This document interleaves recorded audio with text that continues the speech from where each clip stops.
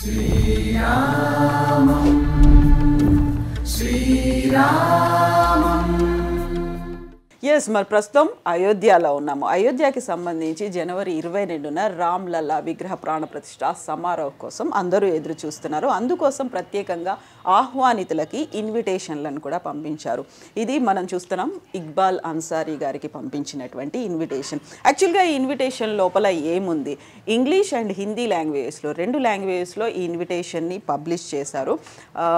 అన్సారీ గారికి వచ్చినటువంటి ఇన్విటేషన్నే మనం చూస్తున్నాము. ఈ ఇన్విటేషన్లో ప్రధానంగా 2 బుక్లెట్స్ లాగా కనిపిస్తున్నాయి. ఒకటి మెయిన్ ఇన్విటేషన్, మర్యాదాపురి అయోధ్య అంటున్నటువంటి ఇన్విటేషన్ ఫస్ట్ దీంట్లో కనిపిస్తోంది. ఎస్, ఇది ఫ్రంట్ పార్ట్. ఫ్రంట్ పార్ట్లో రామ మందిరానికి సంబంధించి ఎంటైర్ కారిడార్ అనేది ఉంది. ఈ ఎంటైర్ కారిడార్లో ఇప్పటిదాకా అయితే వాళ్ళు ఏదైతే డిజైన్ చేసుకున్నారో ఆ డిజైన్కి సంబంధించి 3 అంతస్తుల్లో ఉంటుంది కాబట్టి ఎంటైర్ కారిడార్తో అయోధ్య రామ మందిరానికి సంబంధించినటువంటి ఫోటో ఒకటి పెట్టారు. బాలరూప్ ప్రభురామ్, బాలరూప్ ప్రభురామ్ బాల రూపంలో ఉన్నప్పుడు బాలరాముడిగా ఉన్నటువంటి ప్రభురాముని ఇక్కడ విగ్రహాన్ని ప్రతిష్ఠించబోతున్నారు. సో శ్రీరామ్ జన్మభూమి తీర్థక్షేత్ర ప్రాణ ప్రతిష్ఠ సమారోహాన్ని మనం హిందీలో చూస్తున్నాం. దీనికి సంబంధించినటువంటి వాళ్ళ వెహికల్ నెంబర్ ఏది ఉంటుందో వెహికల్ నెంబర్ ఇస్తారు. అండ్ ఈచ్ అండ్ ఎవ్రీ ఇన్వైటీకి సంబంధించినటువంటి వాళ్ళకు ఒక కోడ్ ఉంటుంది. ఆ కోడ్ని కూడా ఇందులో మెన్షన్ చేస్తారు. అన్సారీ గారి కోడ్ 6583 అనేది. సో ఈ కోడ్ ఉంటుంది. అండ్ వాళ్ళకి ఎవరు ఇన్వైట్ చేస్తున్నారనే సైన్తో పాటుగా బార్ కోడ్ కూడా ఉంది. ఇది స్పెషల్ ఇన్విటేషన్కి సంబంధించి. అండ్ ఇక్కడ రాముణ్ణి చూస్తున్నాము. సో బాలరాముడు కూర్చొని ఉంటాడా నిల్చొని ఉంటాడా? ఇక్కడైతే మనకు మెన్షన్ చేశారు బాలరాముడిది ఉంటుందని. మరి ఇలా నిలువెత్తు విగ్రహం ఉంటుందా, కూర్చున్నటువంటి విగ్రహం ఉంటుందా ఏంటి అనేది 17న మాత్రమే వాళ్ళు రిలీజ్ చేయబోతున్నారు. అప్పటిదాకా దాన్ని ఒక సస్పెన్స్గా ఉంచారు. సో ఇది ఇన్విటేషన్లో ఉన్నటువంటి ఒక భాగం. దీంతో పాటుగా ప్రాణ ప్రతిష్ఠకి సంబంధించి శ్రీరామ్లల్లా కా మహాప్రసాద్ ఆగమన్, సో అండ్ ఏవం ప్రాణ ప్రతిష్ఠ, దీనికి సంబంధించినటువంటి ఇన్ఫర్మేషన్ ఇదంతా ఇచ్చారు. 22వ తారీఖున జరగబోతోంది అనేది యుగాంశ ఏ యుగాంశంలో ఉంది అనే దానికి సంబంధించి మొత్తం ఎంటైర్ ఇన్ఫర్మేషన్ ఉంది. సోమవారం అవుతోంది. ఆ రోజు తన్ని రావాల్సిందిగా ఇన్విటేషన్ ఉంది. అండ్ ఎన్ని గంటలకు జరుగుతోంది ఏంటి అనే ఎంటైర్ ఇన్ఫర్మేషన్ అంతా ఇందులో మెన్షన్ చేశారు. ఆప్ సాదర్ నిమంత్రిత్ హాయ్, మేము మిమ్మల్ని హృదయపూర్వకంగా ఆహ్వానిస్తున్నాము అంటున్నటువంటి ఇన్ఫర్మేషన్ కూడా ఇందులో ఉంది.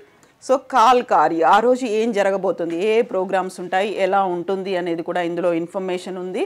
అండ్ ముందు నుంచి దీనికి సంబంధించినటువంటి కంప్లీట్ ఇన్ఫర్మేషన్ ఎంటైర్ ఇన్ఫర్మేషన్ని ఇందులో మెన్షన్ చేశారు. అండ్ బ్యాక్ సైడ్ కూడా మనకి అదే కనిపిస్తోంది.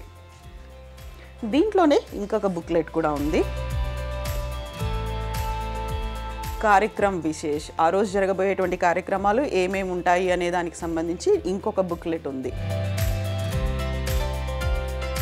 సో ఆ రోజు ఎన్ని గంటలకి ఏ నిమిషానికి ఏ కార్యక్రమం జరుగుతుంది అన్నట్టుగా ఎంటైర్ ఇన్ఫర్మేషన్ ఇందులో కనిపిస్తుంది. ప్రధానమంత్రి మాననీయ శ్రీ నరేంద్ర మోదీకి సంబంధించి ఉంది. అలాగే ఆ రోజు కార్యక్రమానికి ఎవరెవరు అటెండ్ అవుతున్నారు, విశిష్ట అతిథులుగా ఎవరుంటారు, పూజా కార్యక్రమంలో ఎవరుంటారు అనే ఇన్ఫర్మేషన్ ఉంది.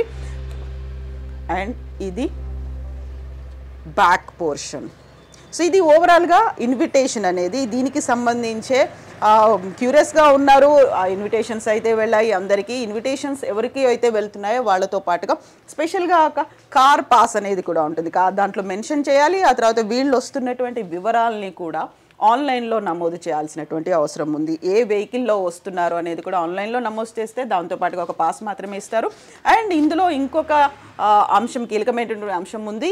ఈ ఇన్విటేషన్ని ఎవరికైతే ఇస్తారో ఆ ఒక్క పర్సన్ మాత్రమే వెళ్ళాలి. స్పౌస్ కానీ ఫ్యామిలీ మెంబర్స్ కానీ వెళ్ళడానికి లేదు. ఎవరికి పేరుతో ఇన్విటేషన్ ఉందో ఆ ఒక్క పర్సన్ మాత్రమే ఆ కార్యక్రమానికి అటెండ్ అవ్వాలి. అండ్ మోరోవర్ దీంతో పాటుగా ఇప్పటిదాకా అయితే 6000 మందికి పైగా ఇన్విటేషన్లు వెళ్ళాయి. 7000 ఇన్విటేషన్లని ఇవ్వబోతున్నారు. అది కూడా పర్సనల్గా వెళ్ళి రామతీర్థక్షేత్ర ట్రస్ట్ ఆ సభ్యులు వెళ్ళి ఇన్విటేషన్స్ పర్సనల్గా ఇస్తున్నారు. బై పోస్ట్ ఇప్పటిదాకా ఎవరికి పంపించలేదు. ఇందులో సెలబ్రిటీస్ వీళ్ళందరూ ఉన్నారు. At the same time Iqbal Ansari గారిని ప్రత్యేకంగా వచ్చి పిలిచారు రామతీర్థక్షేత్ర ట్రస్ట్ సభ్యులు. అయితే సాధారణ పౌరుల కోసం మాత్రం చాలా క్లియర్గా మెసేజ్ ఉంది. 22nd రోజున సాధారణ పౌరులని ఎవరిని లోపలికి అనుమతించరు. ఒకవేళ ఎవరైనా అక్కడికి వచ్చారు అంటే రూముల్లో మాత్రమే ఉండాలి, రూమ్ని విడిచి బయటికి రావడానికి లేదు. హై సెక్యూరిటీ జోన్గా ఉండబోతోంది. ఎట్ ద సేమ్ టైం ప్రధానమంత్రితో పాటుగా కీలకమైనటువంటి వ్యక్తులు అందరూ ఉంటున్నారు కాబట్టి. సో మీరెవరైనా రామ్లల్లాని దర్శనం చేసుకోవాలి అనుకుంటే 22nd అంటే అట్లీస్ట్ 24th తర్వాత మాత్రమే రావాలని రామ జన్మభూమి తీర్థక్షేత్ర ట్రస్ట్ చెప్తోంది. Thank you so much. This is Kavitha signing off. Srirama